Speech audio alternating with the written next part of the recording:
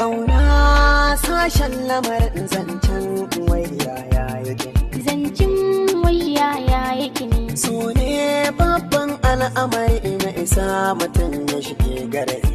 Isa mutum ya shige garari. Ina da ke zanai tun kaho har ma in yi alfahari. San ba kai mini alfahari. Kina da kyau kamar ki ce ke mini yawo. Na zan kamar dan yaro, ki zan kamar tsara nake kallo. Kece din dai aka ala ta soja dai. Maza ga ya garuruwan so, maza ki mun abin da ban so. Mai kyau da sifar idanu, shigar ki ta sakan alamu. A duniya da ki na da ace, akan ki san da ku na ice. Kallon ki dai abin azurtu, salon ki ko abin azautu. Mai kyau da lafizan kaɗawai, a sanyaye salon awaiwai. Ba kyayin nisa da ni, ba kyayin fushi da ni. Hakan ne ya zo da ni gunki, duba ki kara duba.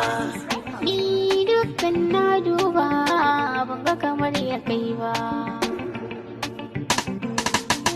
Kyau uku ne kyau, duba dan ki kadaice.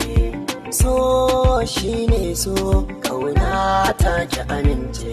Ba za na so ki da kuɗi ba, ba za na bar ki ke kukawa. Ina san ki so na gaske, a kaunar ki babu sake. Domin abin yana a salke, akan ki ba zai sake. Ki ce kaɗai abin kwatance, cece kuce akan mu bance.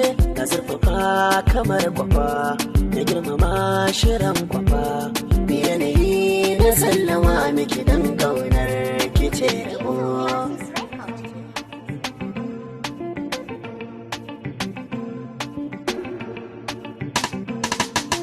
San adana kauna a take a rai kama da numfashi.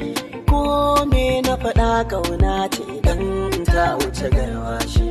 Ke ce dai farkon lissafi, kuma ke ce dai ƙarshen lissafi.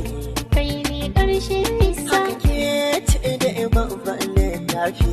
Kai ne Ƙaunar ki ce take ƙara ƙarfi.